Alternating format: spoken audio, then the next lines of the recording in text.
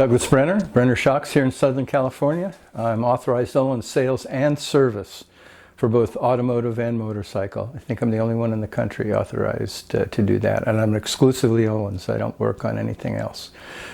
I'm a shock tech, not a guru. I've done this for over 30 years, and also I know it's hard to believe because I am so young and handsome. I've been racing for over 50 years and doing shocks and putting them in my car and seeing in competitive on-track situations what I've done. I'm not sitting on the internet or just on YouTube. I call them on the internet jabberwankers, telling you what to do when they have no real experience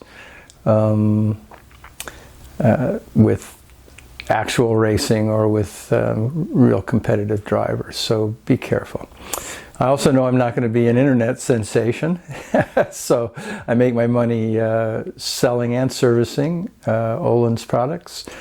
So give me a call if you need service or sales. You might as well buy it from somebody who actually knows inside and out the product and not a internet reseller.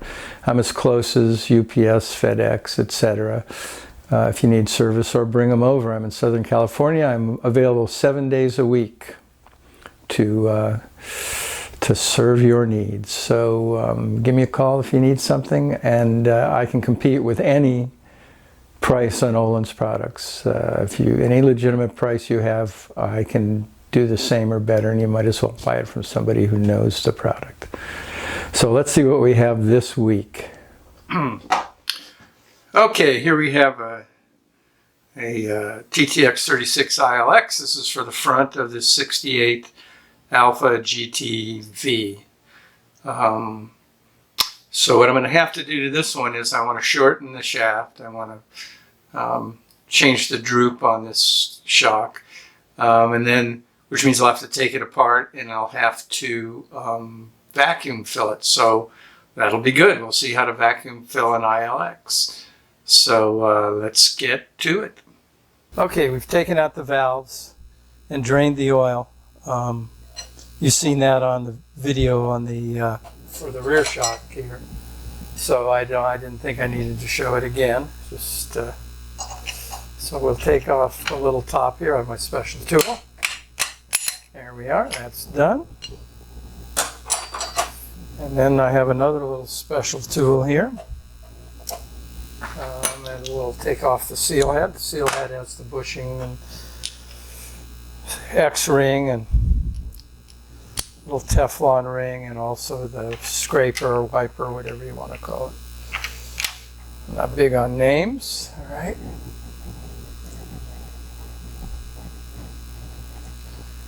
Undo this.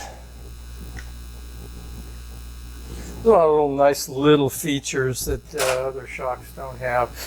For instance, the threads here are a bit smaller. This diameter is smaller than this, and that makes it easy to take on and off the seal head so that you don't scratch up everything. So let's pull off the seal head, being careful to get it past those threads. There's the seal head, bushing, a little bumper here for when the piston hits there. There's an X-ring there, and it's a nice, beautiful little piece, huh? For you machinist guys. Okay, here's the this is the piston band with a brake in it. I'll tell you all about that in a piston video, why that's good. They put a spacer in here for some reason. They have some reason. I don't know what it might be. This just acts as a pump. It pumps oil through the valves. They have a high-frequency piston, which is real fancy. I don't know what it would be for. Maybe Indy, or I've seen them in NASCAR when they used to have the big hold-down shocks.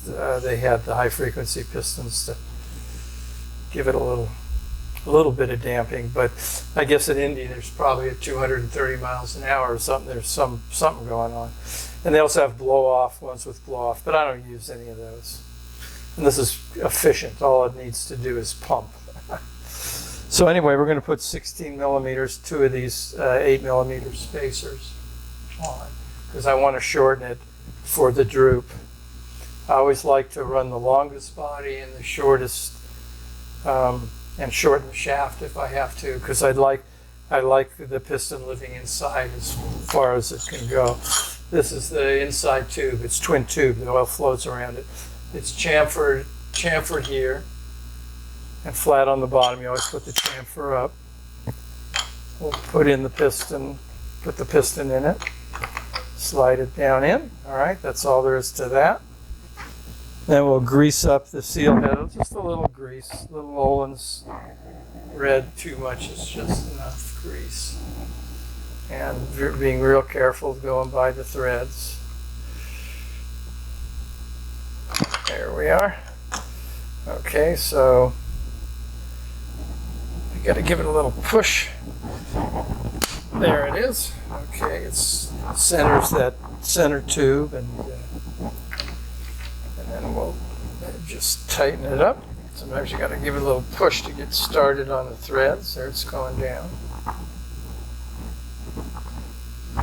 And then we want to do 40 Newton meters. Oops, I got it upside down.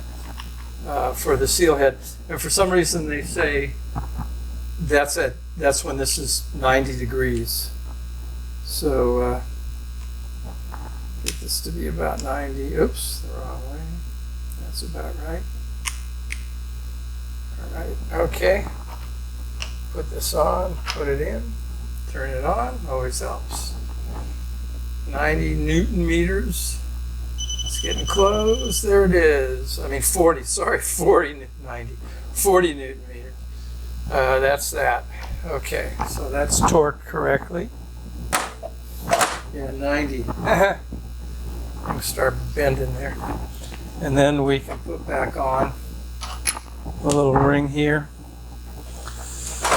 I don't really ever, well, I try not to use bump rubbers, but anyway, this is what the bump rubber, or the just, if it compresses all the way when everything hits. So now we're shorter by 16 millimeters, which is just what I want. Okay, here I have this ILX TTX 36 in the vise on the flats, this is what it's made for, because anything that holds it around here isn't going to hold it solid enough to get this top off. And this is a little tool I made. I'm sure Ohlins makes one. I just welded it up myself. And these are little screws that hold the end eye in, which we have taken off. So I think the first thing we want to do, let's take out, this is the port for vacuum filling. And there's still a little oil in there, but clean that up. Okay. All right, so let's take the back off. Takes a little force. There we go. All righty. My Harbor Freight padded wrench. Nothing but the best. Okay. So here's the end. Okay, there's the little rubber dealie that where you fill the nitrogen, and here's the separator piston. You can see it in there with lots of Ohlins. Too much is just enough red grease from the factory. This is the new shock that I'm doing. So, and the reason there's threads, if I want to pull that out, I have a tool I can pull it. Otherwise it'd be hard to get it out of there without disassembling the whole shock. So let's put it back in. Okay, so here's the tool to set the piston depth. I'll show you a picture of the setup sheet that tells you which one to do, and they've upgraded it. You used to use a different one. They're always upgrading and doing better and better things. Some of these other shocks, they're same things for 15 years, nothing's changed. So they're always trying to make this better, and figure out the nuances of it. So anyway, this is 28 millimeters from here to here. And I think the distance between this bottom, if you push it down a little more, it'll be bottomed.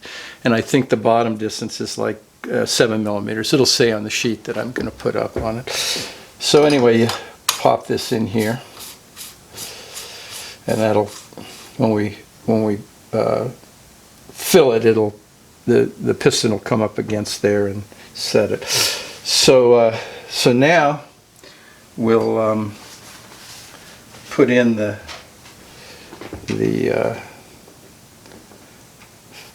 port for the vacuum fill. We'll put in the adapter to the vacuum filler, and so that's it. You want to fill it with this shaft all the way out. And they have stretchers, you know, if you have your end eye on. Of course, I don't know how they'd put a stretcher on. I don't know how they'd put a stretcher on here. But they have stretchers to stretch it. What I'm just going to do, I just have soft jaws. Stretcher means you just want to hold that out. So let's put it in here, and we'll raise so we can see what's going on. Hopefully that'll be kind of in focus. And we'll hook up our vacuum filler. What we're going to do is pull a vacuum on this first. And if you looked in here, you'll see this will suck down. And we want to let that go for 5 minutes or so you don't have to wait around. We'll just let it vacuum down. Okay, I've left this go for about 5 minutes, and I like to do the vacuum filling bleeding, whatever you call it, with the shock upright, because you want this at the highest point. If you have one of those stretchers, you lay it on its side, and it might still be the highest point. I'm not sure, but this is just the way I do it. And so basically, there's a vacuum in there, and what we're going to do now is put in oil under pressure, hopefully to fill all the gaps. It's really hard to hand bleed at any TTXs. There's little spaces and everything, so pretty much you ought to have a vacuum bleeder. There are probably people that can do it. I don't. It's not really the right way to do it. But you know, if you don't have the tools, you shouldn't really be doing it. Okay, so we'll turn off the vacuum, and we'll turn on the you can see things wiggle. We're putting now the oil. I have 1304 in my vacuum filler. Some of the later vacuum fillers have 2 tanks. You can put different oils. I just have the older version. I just empty out usually 1309 is in there when I'm doing forks or motorcycle shocks. But now I've put in the 1304.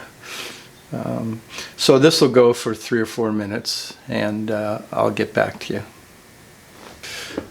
Okay, it's been pressurizing for about 4 minutes, and here's a little something I learned from the Ohlins guys. I actually had 2 factory guys here using my shop. They were doing some secret stuff, OEM stuff in the area here. There's a lot of automobile manufacturers in Southern California. They do their research here and stuff. And art center schools in Pasadena, that a lot of the styling comes out of art center school. Anyway, I had 2 of the real guys here from Sweden, and my buddy Bert showed me this, and it's fantastic. You want to get the last of the oil. So instead of just disconnecting after the pressure, we'll turn off this. We'll turn on the vacuum for about 15-20 seconds. Vacuum it a little bit.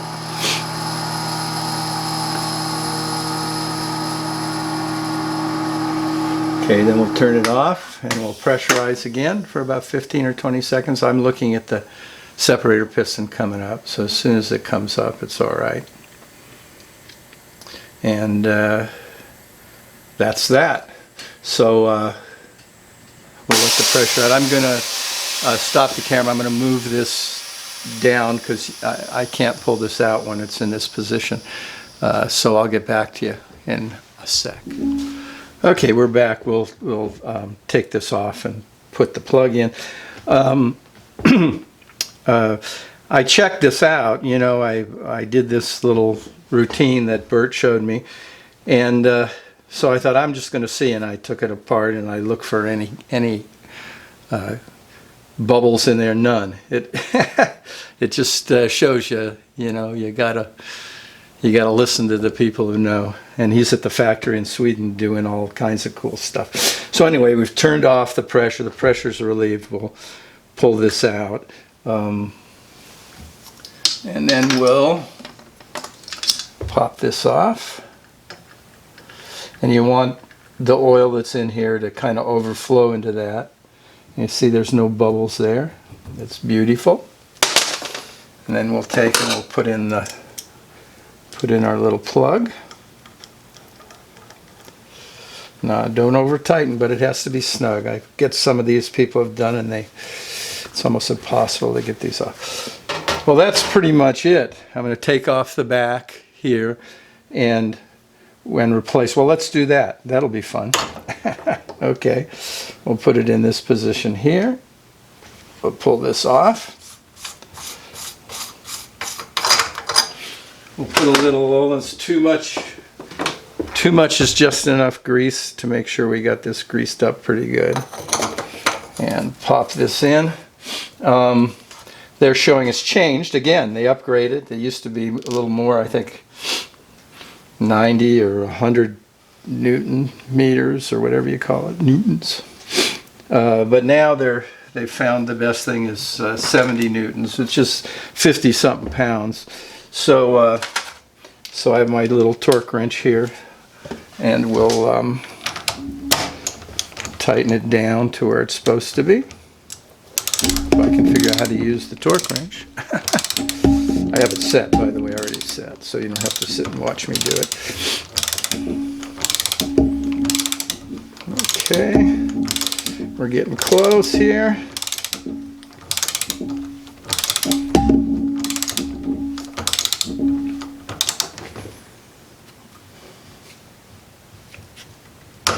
There it is. Okay, so I'm just going to pop this off. You don't have to watch. It's nothing fancy, and and you've seen how it's pressurized. We'll put the pressure in, put the end dice on, and I'll stick it on the dyno. Make sure I haven't made any mistakes, and it's pretty much done. Okay, all done. Here we go. This is how it looks. Super duper. This is a spring, an IndyCar spring. This is that they use on the Dolares at Indy. It's a 36 millimeter spring, which I don't like to use, but we were forced to because of the way the people who modified this Alfa GTV did things, and I'll show you why. Basically, this particular car has the springs, both front and rear, separate from the shock, which is the best way to do it. You don't want a coilover. It's all right. It's a compromise, but you know, it's not bad, but it's better to have the springs separately. So in the back, they put a coilover, and I won't show you the shock, but it's what they did was pretty amazing. But that's not a bad, you know, perfect is the enemy of good. The coilover, the separate spring in the rear of this car kind of goes over the shock. It's not attached to it. So you need a really big diameter spring, and they're not readily available. So putting a coilover on the back was, just in my opinion, man, was the right way to go. But the front had the spring in a separate location, and it wasn't over the shock itself. It was kind of next to it, and it would be really easy to replace it with a really you know, like a 2 1/4 inch spring or something. And they have really cool little spring perches where you can adjust. A lot of the Ohlins kits for like BMWs have a adjustable perch for the spring. So these guys, in all their wisdom, decided to not do that. And there's no room in the front suspension for like even a 2-inch spring, which these, you can take a 2-inch spring on here, which is a great option. So they decided they're going to do this way. Now on this you have an adjustment for preload here. It's really a nice package. All right, so this Alfa GTV, 68 Alfa GTV is just beautiful. It's, you know, race prepared, and they've got a notebook this thick, has everything in it, has computer generated suspension geometry, and they've put some engineer just went crazy, just putting down every little thing, except, you think they have a dyno sheet? No. And this is what they did for shocks. This is the front. The back is, I won't even go into it. So what we got here is you got this cup that they made that centers the spring. This is a bicycle spring. It's a 1 1/4 inch ID bicycle spring. And on those Ohlins, the spring perch for the 36 millimeter looks like this. The spring goes around here. This is what centers the spring. Here they've put some sort of a little piece of tubing in here to center the spring. So, you know, if it's getting misaligned, it's probably rubbing on the shaft and everything else. You can't scale the car or change ride height. And if you got to change ride height, they have packers in here. They look like they're homemade packers. This is what this gorgeous car, they did everything but the suspension, because I guess you just can't see the suspension. You can't see the shock, so, you know, why bother? Okay, and that's it. Subscribe and hit the little bell. That's what they tell me to say. I hear everybody else. I'm available 7 days a week. Contact me if you have questions or comments. Put them down in the comments section, or you can call or email me. If you need Ohlins products, I can meet or beat any advertised price, and I can do your service. So just let me know. Send them, call me. All right, until next time, thank you. Thanks again.